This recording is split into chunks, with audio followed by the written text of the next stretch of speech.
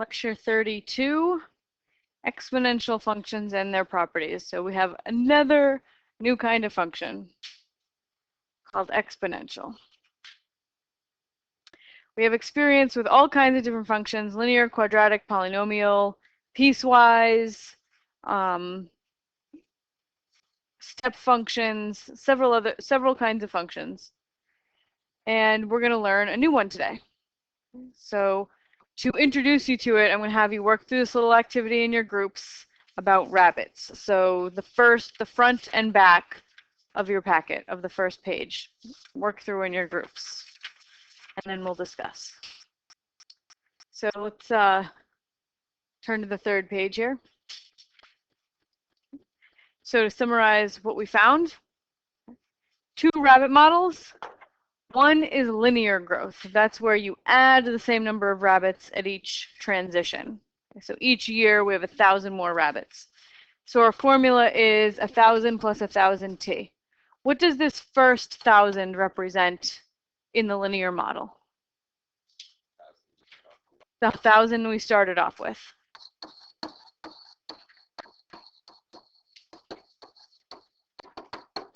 And what does the second 1,000 represent? Yep, the 1,000 that you grow by every year.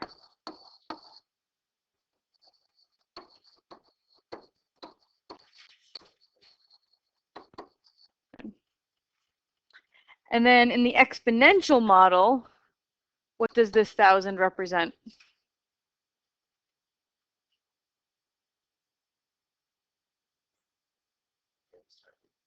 Again, the starting amount, the 1,000 we started with. And what does the 2 represent in the exponential model? Doubling. Doubling every year. And it's to the t because when you repeatedly multiply by something, 2 times 2 times 2 times 2, the way we represent repeated multiplication is with an exponent. So you're going to start with 1,000 and you're going to double it t times. So you do times 2 to the t. So the effect of the second 1,000 in the linear model is that we grow by 1,000 every year.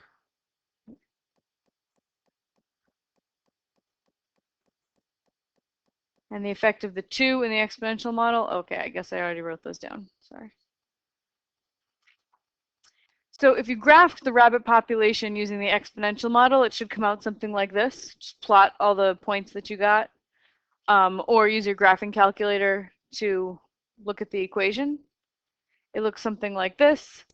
And the y-intercept, p of t is 1,000 times 2 to the t. What would the y-intercept be? 1,000. Just generally, to find y-intercepts, you make the input 0. So this would be 1,000 times 2 to the 0, which is 1,000. Because anything to the 0 is 1. So this y-intercept right here, where it crosses, is at a height of 1,000. And then the horizontal asymptote, so asymptote's a new word here. It's a line that the graph approaches and never crosses, or gets really, really close to without touching. Okay, so my horizontal asymptote, what line in this picture does my graph approach but never get to?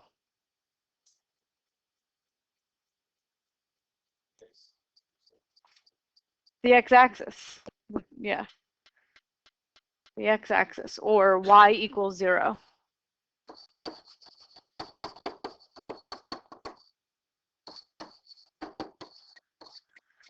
Which kind of makes sense because you can't have fewer than 0 rabbits.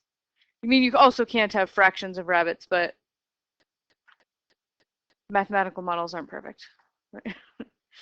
So if we go backwards in time, when you go forwards in time, you're doubling the population. When you go backwards in time, you're halving the population. So we went from 1,000 to 500 to 250 to 125 to 62.5. right? So the population is halving when you go backwards in time. And if you just keep having something forever, you never get to zero. You always have a little bit left because you only throw half of it away. Make sense? So that's why we have this asymptote here, that it approaches zero but never quite gets there.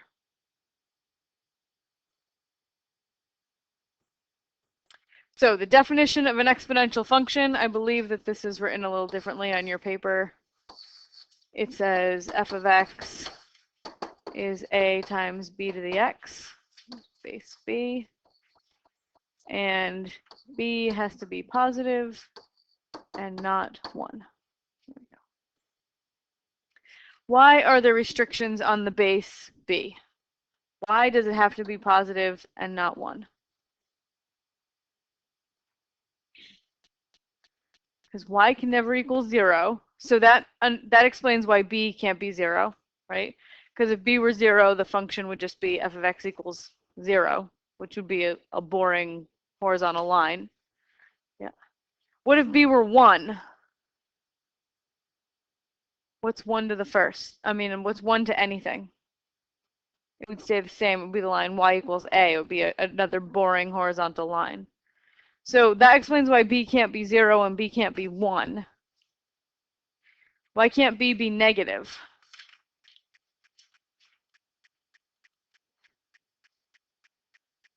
Yeah, right. In fact, it would look like if we had f of x equals, let's have our starting amount be 1 times negative 2 to the x.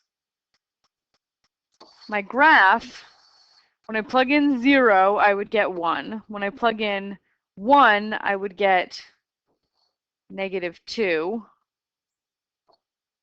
And when I plug in 2, I would get 4 because negative 2 squared is positive 4. And so my graph would kind of bounce around like this, which is not exponential growth, right? This is kind of like oscillating behavior. It would look like that, which isn't the kind of like swooping up exponential growth that we're interested in. So can't be negative, can't be 0, can't be 1. All right, so exponentials really only come in 2 different flavors. We have a times b to the t, and the 2 different flavors have to do with b. If b is bigger than 1 and if b is smaller than 1.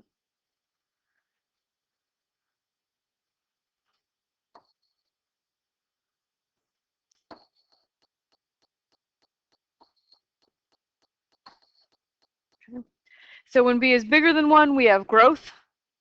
If b is a fraction, we have decay. So in this case, the rabbit population doubles every year, and so the population gets big really fast. Okay? In this case, this would be like if the population halved every year, and the population would decline down to nothing, towards nothing. When it grows, b is called a growth factor, and when it decays, b is called a decay factor.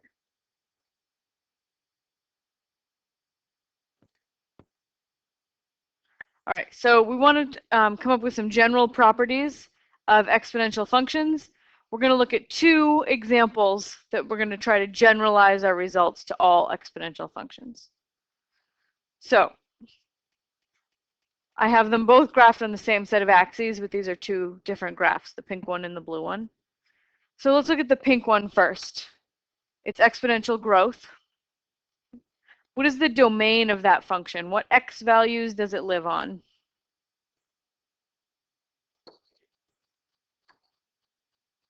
Those are the y values it lives on, right? Greater than 0. What about x's?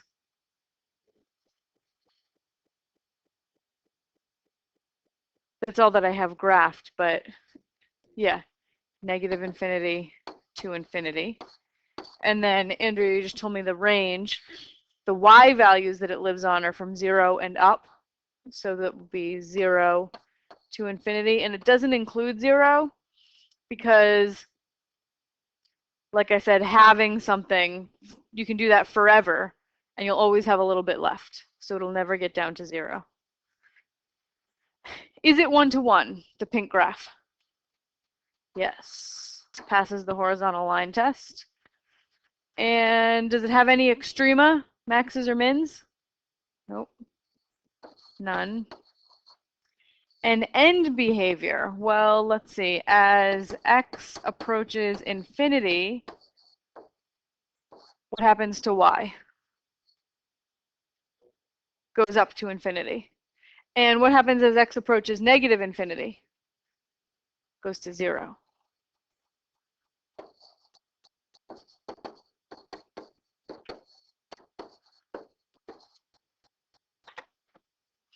All right. Let's do the same analysis for the decay function, where now the base is a fraction. What's its domain?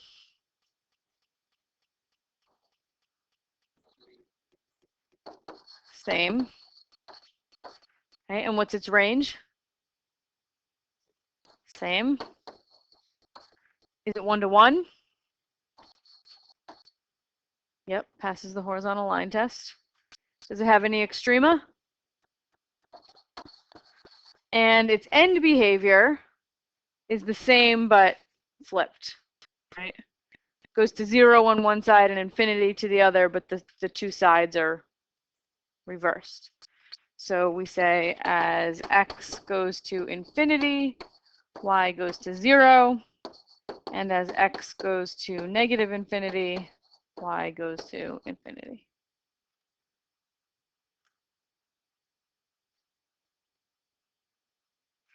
So these are sort of basic characteristics of any exponential function. Domain, all reals, range 0 to infinity, it's 1 to 1, no extrema, and its end behavior is either going to go to infinity or 0, depending on if it's growth or decay. All right, we'll stop there, and there's just a little bit left that we'll cover on Monday.